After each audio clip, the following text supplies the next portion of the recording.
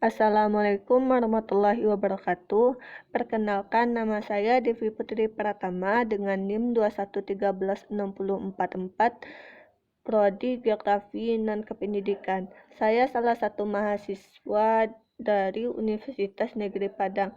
Nah, pada kali ini saya ingin menjelaskan mengenai mata kuliah saya, kartografi, sebagai pemenuhan untuk UAS. Di sini saya akan membahas ada 4 materi. Yang pertama, apa itu kartografi? Yang kedua, peta. Yang ketiga, generalisasi. Yang keempat, peta topografi.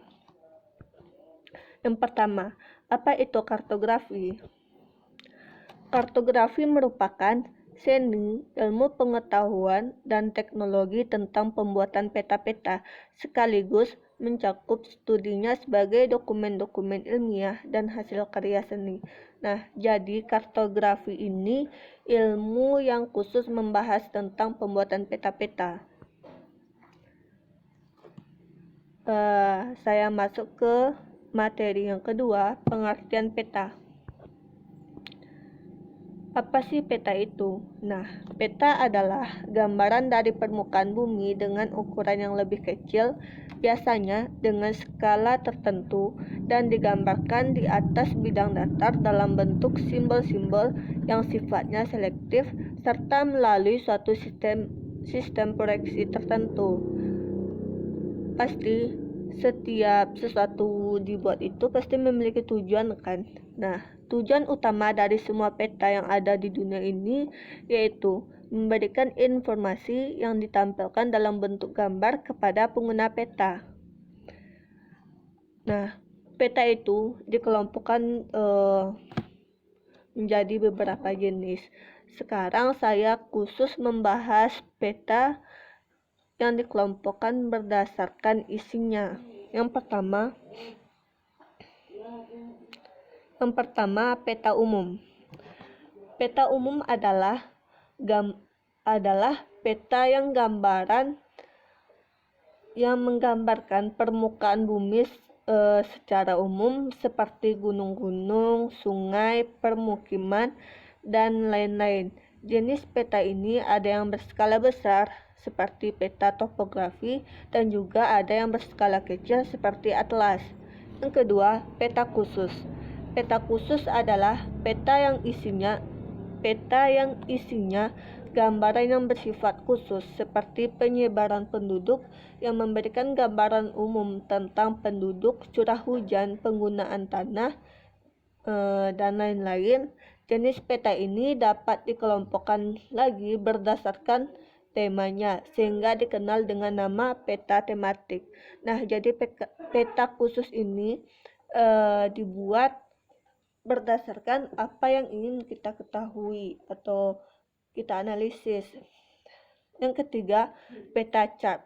Sebenarnya peta chart ini juga merupakan peta khusus dan dipergunakan hanya untuk menamakan peta navigasi laut, penerbangan, dan perjalanan.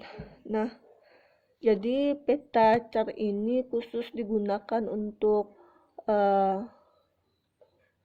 peta di laut atau penerbangan atau perjalanan gitu ya. Nah, terus peta ini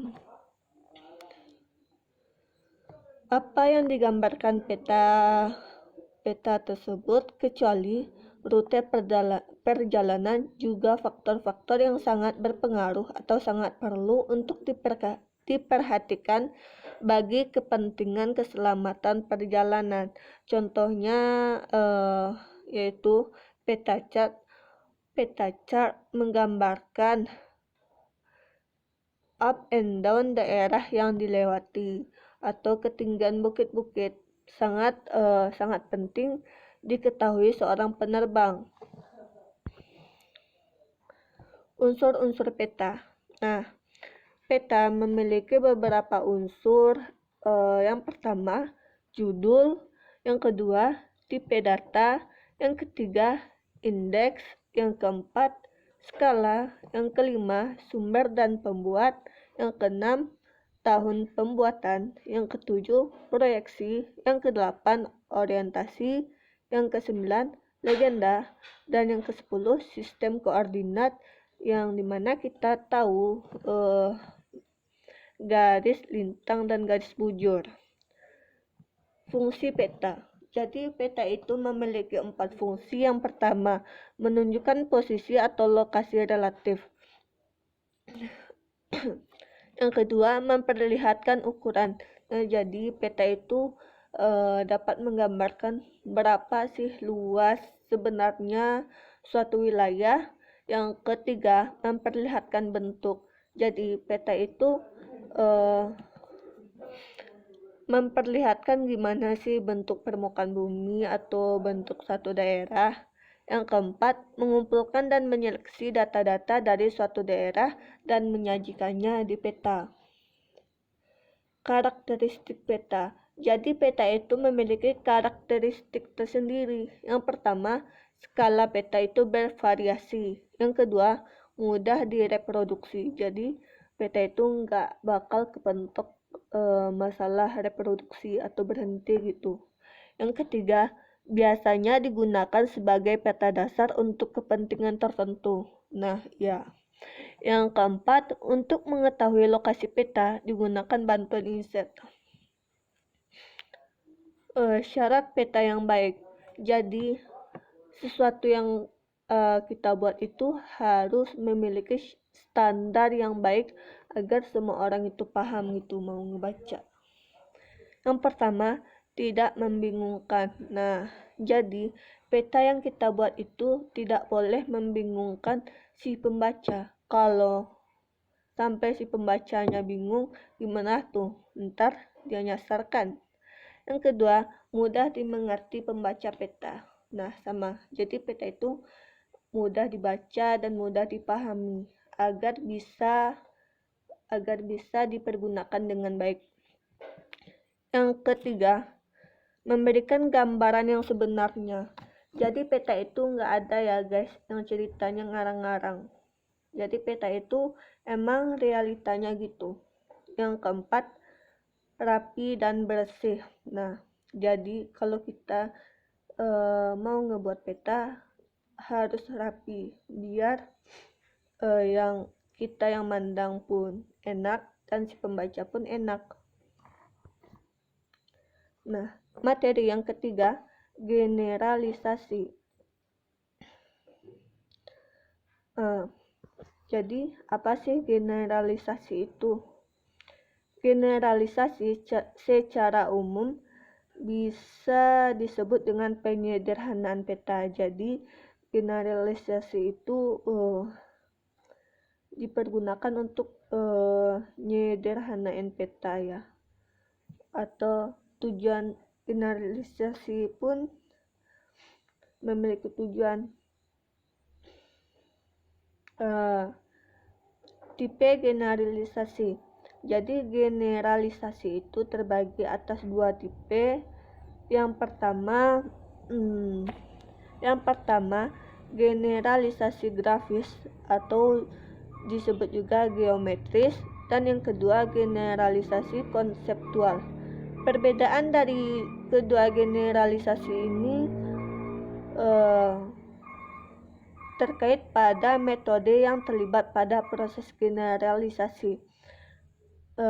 Kalau generalisasi geometris dicirikan oleh penyederhanaan, pembesaran, pemindahan, penggabungan, dan pemilihan. Tidak ada dari keseluruhan proses-proses ini yang mempengaruhi penataan simbol. Simbol titik tetap titik, garis putus tetap garis putus, simbol areal tetap simbol areal. Generalisasi geometris pun dapat dibedakan menjadi 2. Yang pertama, generalisasi geometris murni dan generalisasi geometris konsep.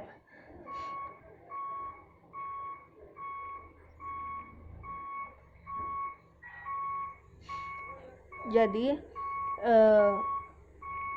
sedangkan generalisasi konseptual terkait juga oleh proses proses penggabungan dan pemilihan, dan sebagai tambahan terdiri dari simbolisasi dan penonjolan. Sebagai akibatnya, simbol-simbol dalam peta mungkin berubah.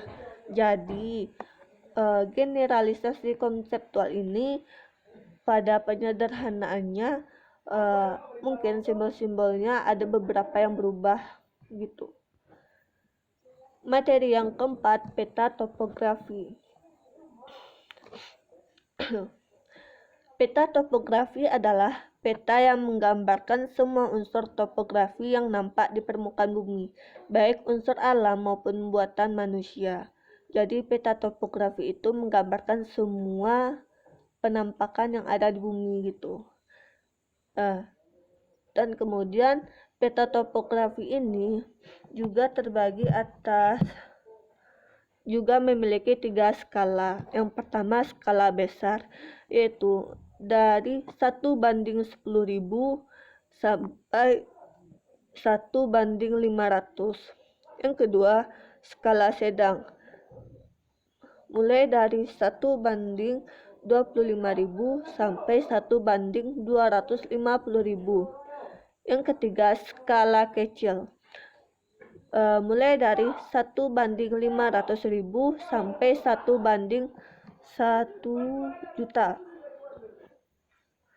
Nah, materi tersebut saya ambil dari 2 sumber ini. Yang pertama, modul teori PPK 1202 _2 SKS _acara 1-5, yang dimana penyusunnya yaitu Pesti Utami dan IG Indardi. Sumber yang kedua yaitu kartografi dasar, penyusunnya K. Endro Saryono dan Muhammad Nur Saban. Nah, sekianlah presentasi dari saya, terlebih dan terkurang saya mohon maaf. Assalamualaikum warahmatullahi wabarakatuh. See you guys.